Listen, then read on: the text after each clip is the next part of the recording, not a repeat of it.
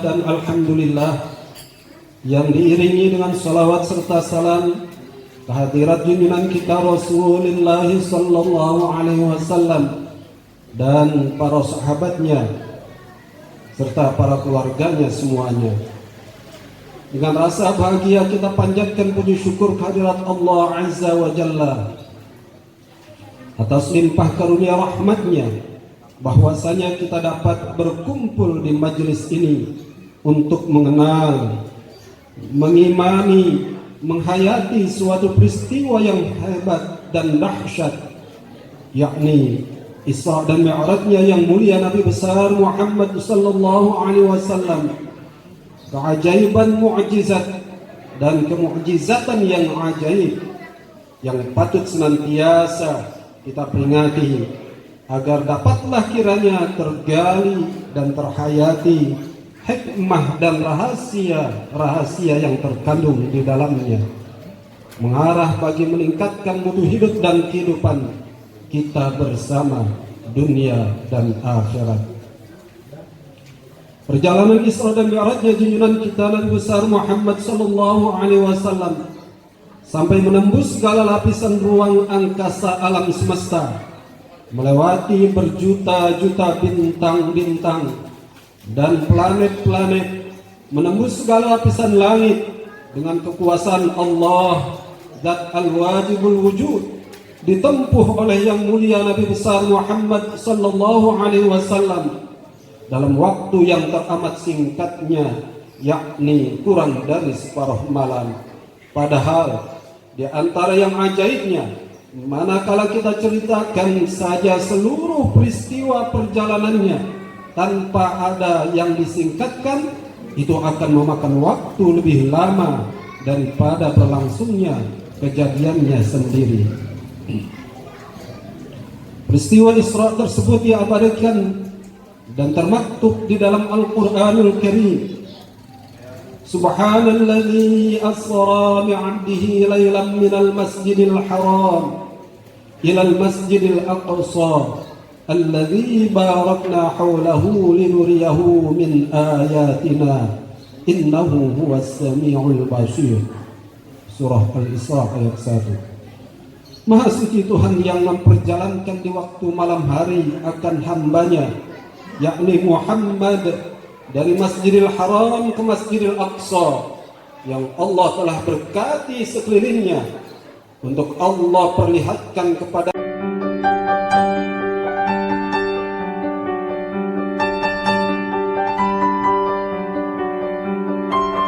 ilmu yang dapat membantahnya atau melengkapinya, walaupun semua orang tidak meragukan adanya langit itu. Pokok kedua, bertemu dengan arwahnya para nabi-nabi dan rasul-rasul terdahulu. Jikalau tatkala di Masjidil Aqsa yang mulia Nabi besar Muhammad sallallahu alaihi wasallam bertemu, bahkan salat berjamaah dengan arwahnya para nabi-nabi dan rasul-rasul terdahulu, sekarang di lapis-lapis langit itu kembali bertemu lagi beliau dengan arwah rasul-rasul tertentu. Bagi kita ini menunjukkan bahwa Isra dan Mi'rajnya yang mulia Nabi besar Muhammad sallallahu alaihi wasallam itu adalah secara ruh berikut jasadnya. Karena kalaulah ruhnya saja, tentunya beliau tidak perlu akan alat naik dan tidak pula perlu didampingi oleh Sayyidina Jibril alaihissalam.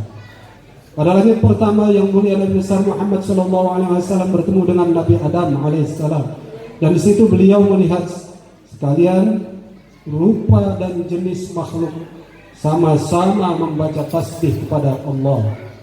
Pada langit kedua beliau berjumpa dengan Nabi Yahya alaihissalam, Nabi Isa alaihissalam. Pada langit ketiga berjumpa dengan Nabi Yusuf alaihissalam. Pada langit keempat berjumpa dengan Nabi Idris alaihissalam. Pada langit kelima berjumpa dengan Nabi Harun alaihissalam. Pada langit keenam berjumpa dengan Nabi Musa alaihissalam. Dan pada langit ketujuh berjumpa dengan Nabi Ibrahim alaihissalam.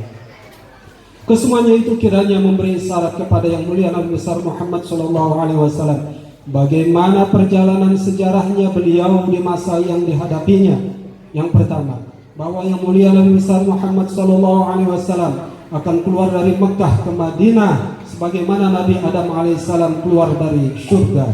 Yang kedua, bahwa Nabi beliau mendapat tantangan yang sangat dan permusuhan yang sangat tajam dari orang-orang Yahudi di Madinah, yakni tahun kedua, keempat, kelima, keenam Hijriah, sebagaimana yang pernah dialami oleh Nabi Yahya alaihissalam dan Nabi Isa alaihissalam, yang keduanya akhirnya menang. Ketiga, bahwa beliau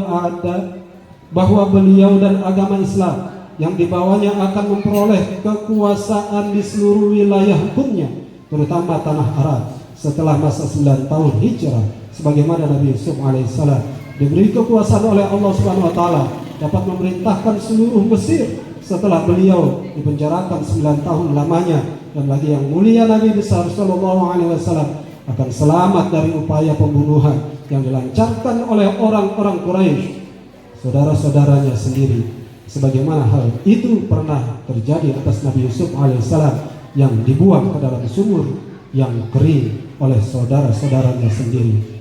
Keempat, bahwa yang mulia Nabi Shallallahu Alaihi Wasallam akan mendapat derajat yang sangat tinggi di sisi Allah, sebagaimana yang telah diperoleh Nabi Idris alaihissalam tanpa diminta.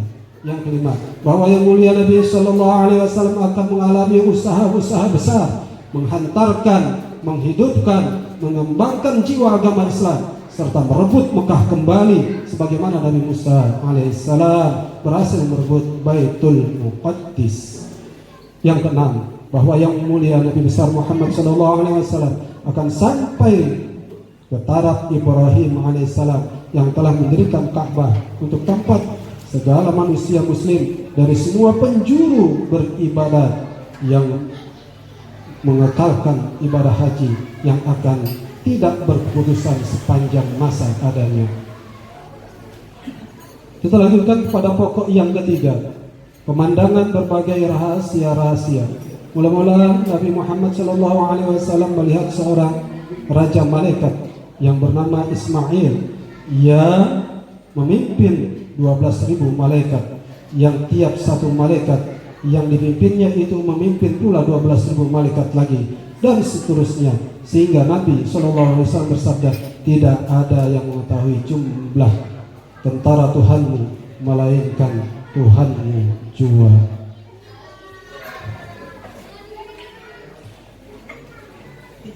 Tatkala sampai di langit yang ketujuh, diterangkan bahwa itulah tempat kediaman orang-orang yang adil. Di situ terdapat Baitul Ma'mur, yakni rumah suci yang setiap harinya dimasuki 70.000 malaikat tanpa berulang 2 kali.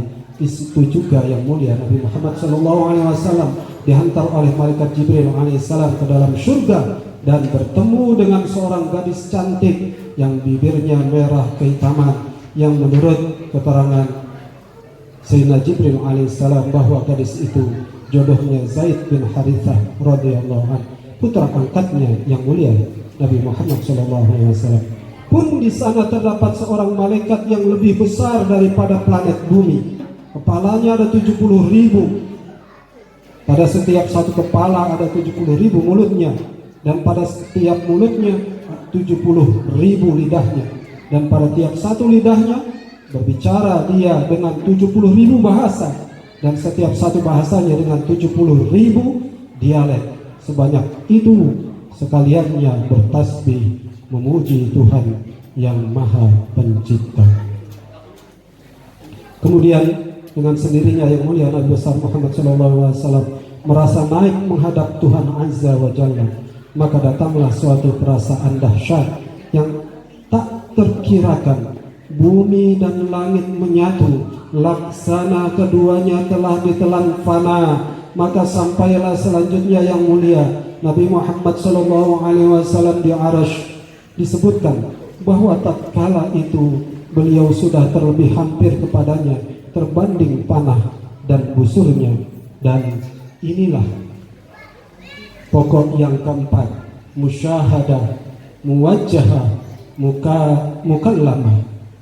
Dikiaskan bahwa yang mulia Nabi besar Muhammad SAW lalu berhadap nyata-nyata bertutur kata dengan Allah Rabbul A'la, yang bagaimana kaifiatnya berhadap dan bertutur kata dalam kemanunggalan itu. hanyalah Allah jua yang maha mengetahuinya.